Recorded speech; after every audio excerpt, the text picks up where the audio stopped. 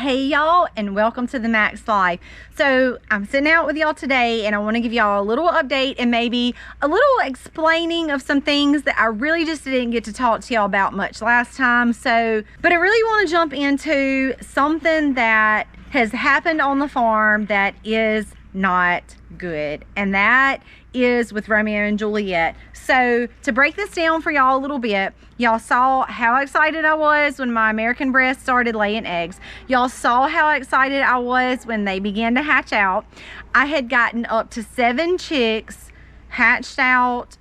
We moved them from the incubator over into a brooder that I had set up. I had set my heat plate up, which, by the way, guys, I'm really trying to get away from the heat lamps just because I feel like at night they make me a little nervous if anything was to happen and those heat lamps get into those pine shavings. That's like a recipe for a fire. So I'm really trying to get away from the heat lamps.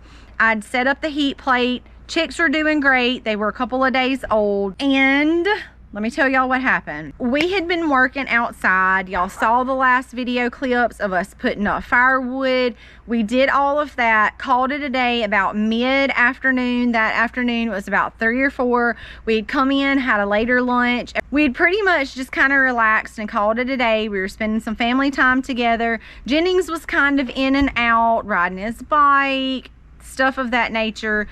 Well, I had my chicks over in the shop. You guys saw a little clip of that over in the shop, and the door closes to that shop. At some point in time of Jennings going in and out, he went in that shop and opened the door and left it cracked just a little, which normally would be completely fine, but the dogs were out. We try to let them roam during the day when possible, while we're outside, so we can keep an eye on them, because if I don't, they do things like what I'm about to tell y'all, or they're digging up my beds or gnawing on shoes. And so yeah, they have to be supervised, right? Well, we had let them stay out a little bit longer because we were still going and coming in and out some, not a whole lot. It was mostly Jennings just coming out to ride his bike and playing or whatever. Well, because he left that door open just a little bit, he didn't pull it quite enough to make it click. Hattie Mae, it's real cool in there, and she likes to push that door open and go in there and lay down, which is exactly what she did. And when she did that, it allowed Romeo and Juliet full access to the shop. It's where my 7 chicks were. They got in there, and I believe in their minds they thought that they needed to herd the baby chicks up, and in doing that they killed every one of them. We did not realize it till a couple of hours later. I told y'all we were kind of going in and out. We were going to put some stuff on the grill that night. We had come out and I saw the door wide open, went in, and there was a huge mess. There was pine shavings everywhere. The water had been knocked over. It was just a big mess. And then I realized the dogs are still out. They got in here and got my chicks. You see Hattie Mae go in, Romeo and Juliet go in. Hattie Mae actually comes right out, and Juliet comes out pretty much right behind her, but Romeo does not. He stays in there, and when I watched all of the footage, Juliet ends up going back in there as well. So needless to say, I was up to 7 chicks. I've only had 3 more hatch out since then. I was up to 7 chicks and they killed them all. So I'm very, very, very upset about that, because we had been waiting for this point for a long time. We got those birds as chicks, raised them up, waited for them to lay, incubated their eggs, waited those 21 days for them to hatch out, and the dogs killed them in like no time. So that was a major bummer, a really, really big blow. I have a couple of more eggs that have cracks in them that will hatch out. I'm contemplating reloading the incubators again to try to replace what the dogs killed. That was very, very frustrating. I'm not even gonna lie. I did immediately, of course, go lock them back up, and they're only allowed to be out under supervision.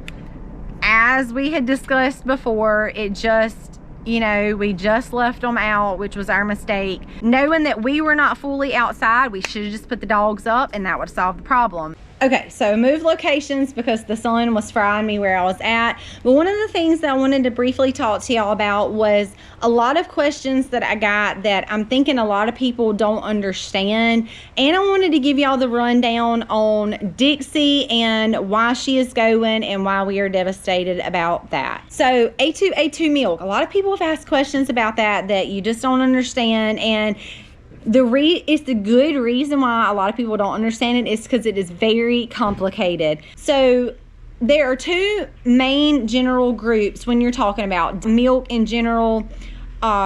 Our human milks is considered A2. Goat milk is also considered A2 in these two categories. Cow's milk can actually be considered A1 or A2. Now the difference in that, and there's a lot more subcategories. I'm not getting into all that with y'all, okay? I just want to break it down and give y'all the basics. So the deal with A2 milk or A2 milk is this. In those amino acid chains, when you consume that milk and those amino acid protein chains get into your digestive tract, the A2s stay together. So it's like this long, like when you start looking at DNA and all that stuff and you're like, oh, that's kind of over my head. It can get very complicated and complex, kind of like your DNA stuff. All of these amino acid protein chains are kind of the same way. So the A2 basically, when you drink milk, when that milk goes into your digestive system and the milk starts getting broke down, those amino acid chains stay together, which means you don't have random amino acid proteins floating around in your gut, which makes your gut able to digest the milk easier, and there's way less inflammation in your gut from drinking the A2 milk because it has not had to work extremely hard to break down those floating amino acid proteins. The A1 milk or any other milk that's not considered A2, those protein chains, when you actually drink those and the digestive tract starts breaking that stuff down, those amino acid protein chains actually come apart. They float around and go to various places in your gut. Your gut doesn't like it. It gives an inflammatory response. So you really only see people that get bloated or say, I can't drink milk, it just doesn't sit right with me. You really only see that in that milk.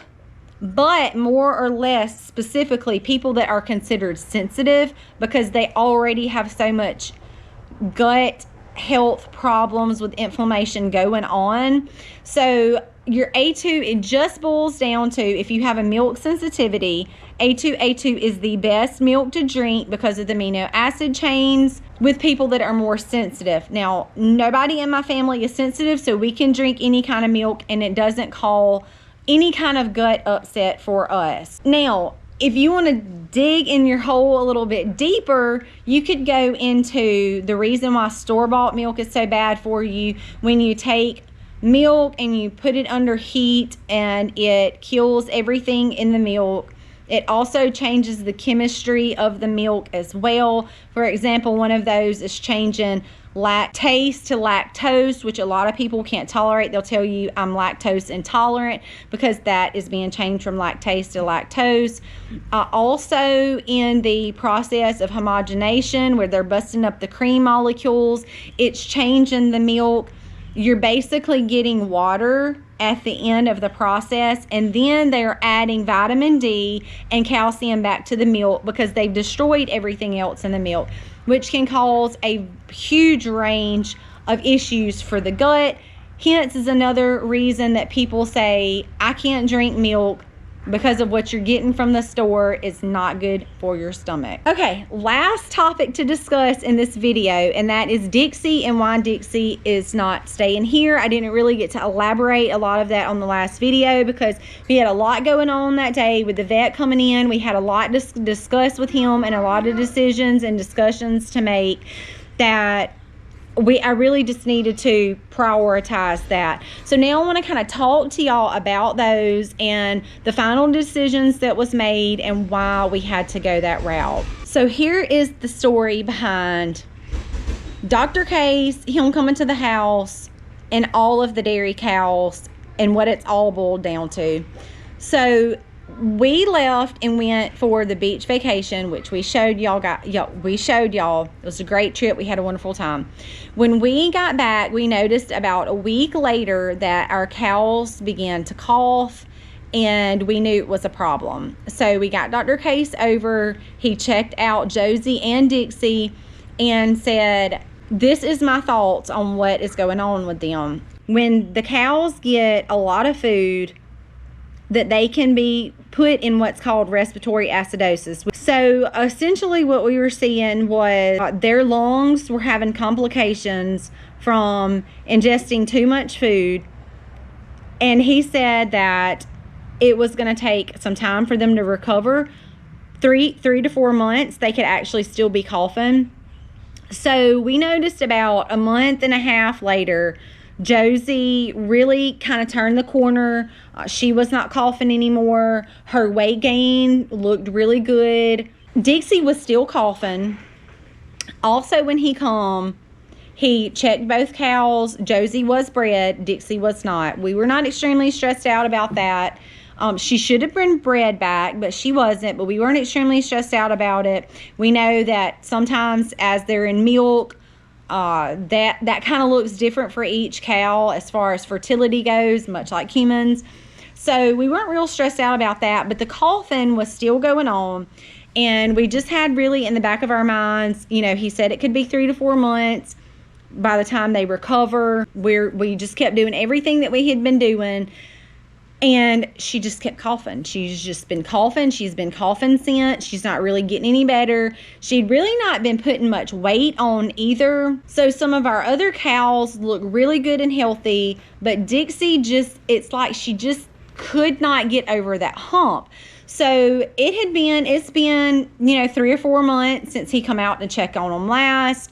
And we let him look at her. Of course, you guys saw him check all the cows. We were trying to just get that deadline of, okay, who's due, when are they due, who's in heat, who's not bred. So this was the thing with Dixie. After looking at her again and she's still coughing, he seems to think that she's gotten scar tissue built up in her lungs, that she's probably not going to turn the corner. She's not gaining weight very well. She's not rebred back. In my hoping, I'm thinking just put her in the freezer.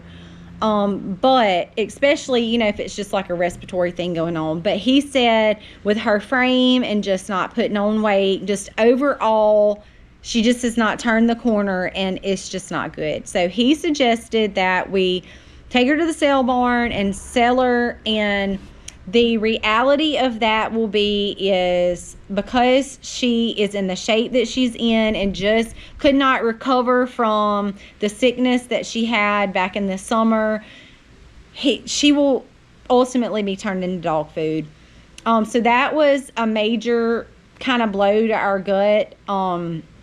We got her last year. She's only been here with us for about a year. We weren't here with her for about a week or so. When we come back and noticed that both of them were coughing, we immediately jumped on it to see what was going on.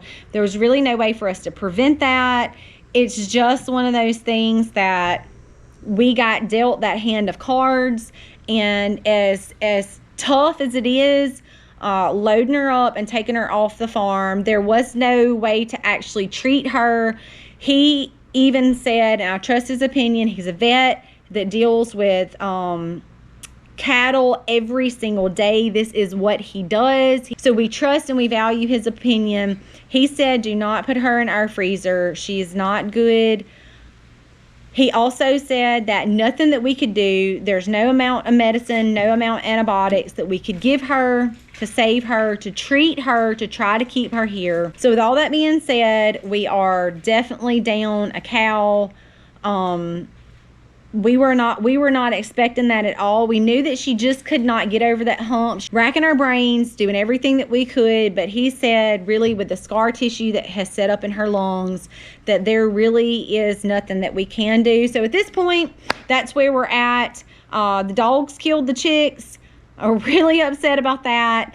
We hate to see Dixie go, but we know it's what's best for us and what's best for our farm. And honestly, I feel like that she has spent the past couple of weeks suffering because of her extreme coughing. Really, when you think about like a human that has pneumonia, the amount of force that they exert to cough, that's where she was at. She was coughing really, really hard. There's nothing that we could have done to make her better.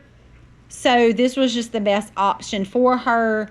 We've told y'all before, we don't view any of our animals as pets. They are here to work for us. However, we want to give them the best life and the best quality life possible. And Dixie was not getting that. She was not getting a quality life. There was nothing that we could do to help her. So unfortunately, we had to send her off.